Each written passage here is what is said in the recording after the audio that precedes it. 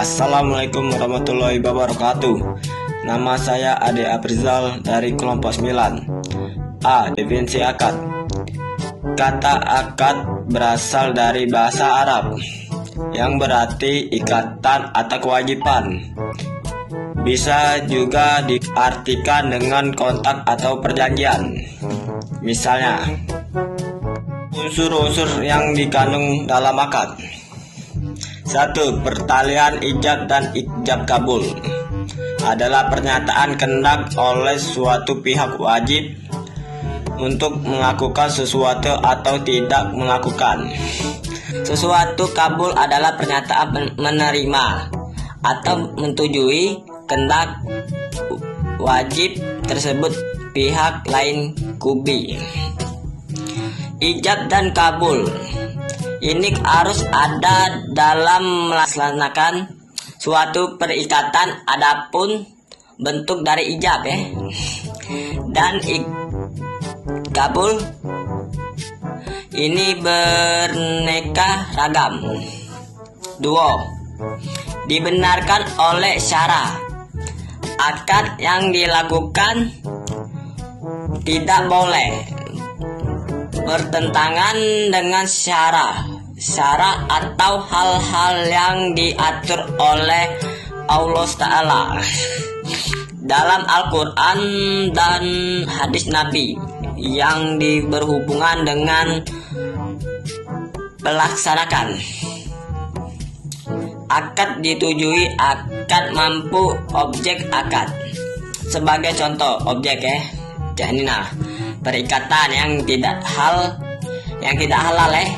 misalnya pacaran itu tidak boleh, seperti minuman keras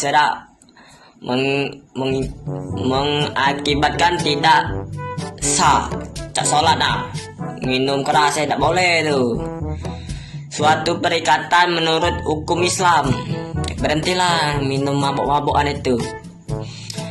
Mempunyai akibat hukum terhadap objek akad merupakan salah satu dari tindakan hukum adanya akan dapat menimbulkan akibat hukum terhadap objek hukum yang diperjanjikan oleh para pihak dan juga memberikan konsumen hak dan kewajiban yang mengikat para pihak.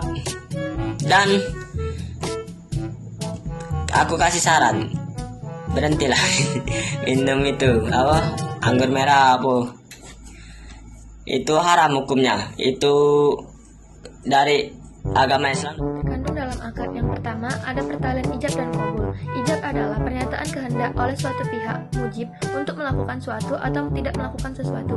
Kabul adalah pernyataan menerima atau menyetujui kehendak mujib tersebut oleh pihak lainnya atau qabil. Ijab dan kabul ini harus ada dalam melaksanakan suatu perikatan. Yang kedua, dibenarkan oleh syara. Akad yang dilakukan tidak boleh bertentangan dengan syara atau hal-hal yang diatur oleh Allah SWT dalam Al-Quran dan hadis Nabi. Contohnya, objek perikatan yang tidak halal seperti minuman keras yang mengakibatkan tidak sahnya suatu perikatan menurut hukum Islam. Yang ketiga, mempunyai akibat hukum terhadap objeknya. Akad merupakan salah satu dari tindakan hukum atau tasarruf. Adanya akad dapat menimbulkan akibat hukum terhadap objek beban yang mengikat kepada para pihak. Prinsip-prinsip dasar berumalah dalam melakukan akad. Yang pertama, asas suka sama suka atau al-taradi terdapat dalam Quran surat 4 ayat 29. Al-taradi kerelaan yang sebenarnya, bukan kerelaan yang bersifat semu dan seketika. Yang kedua itu asas keadilan, antara lain Quran surat 57 ayat 25. Keadilan dalam hal ini tidak hanya terletak pada produksi dan cara memperolehnya, akan tetapi juga pendistribusian atau penggunaan dan pemanfaatan. Yang ketiga, asas saling menguntungkan dan tidak ada pihak yang dirugikan. Dalam Quran surat 2 ayat 278 sampai 279 secara eksplisit ayat ini berhubungan dengan larangan berumalah yang mengandung unsur riba. Yang keempat, azas tolong menolong, saling membantu. Dalam Quran surat 5 ayat 2 dapat dipahami bahwa dalam berumalah sesama manusia dianjurkan saling membantu dan saling dan tidak saling memeras atau mengeksploitasi. Akad tijara atau transaksi komersil adalah segala macam perjanjian yang menyangkut for profit transaction. Akad ini dilakukan untuk mencari keuntungan karena bersifat komersil, contohnya akad investasi, jual beli, sewa dan menyewa, dan lain-lain. Bentuk-bentuk akad, waad dan akad. Transaksi terbagi menjadi transaksi sosial dan transaksi komersil. Transaksi sosial terbagi menjadi qard, wadiyah, wakalah, kafalah, ran, hibah, dan wakaf. Transaksi komersil terbagi menjadi dua lagi, yaitu yang pertama natural certainty contracts yang terbagi menjadi murabaha. Natural certainty contracts artinya akad dalam bisnis yang memberikan kepastian pembayaran, baik dari segi jumlah atau amount maupun waktu atau timingnya. Yang pertama murabaha, jual beli barang pada harga awal dengan tambahan keuntungan yang disepakati dengan keuntungan penjual harus memberikan harga produk yang dibeli dan menentukan tingkat keuntungan. Yang kedua itu ada salam.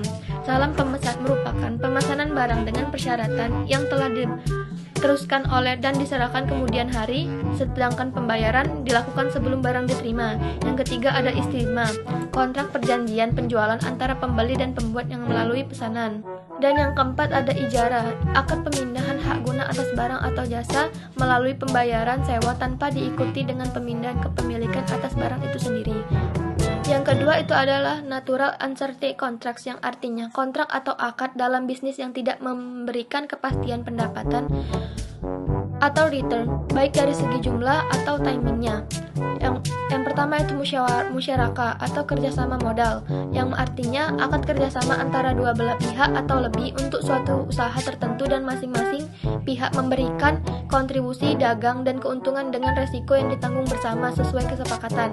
Yang kedua itu adalah muzara'ah, akad persetujuan dalam bidang pertanian. Yang ketiga musako, akad kerjasama dalam perserikatan dalam bidang pertanian untuk mendapatkan buah atau hasilnya. Dan sampai sini dari kelompok 9. Assalamualaikum warahmatullahi wabarakatuh.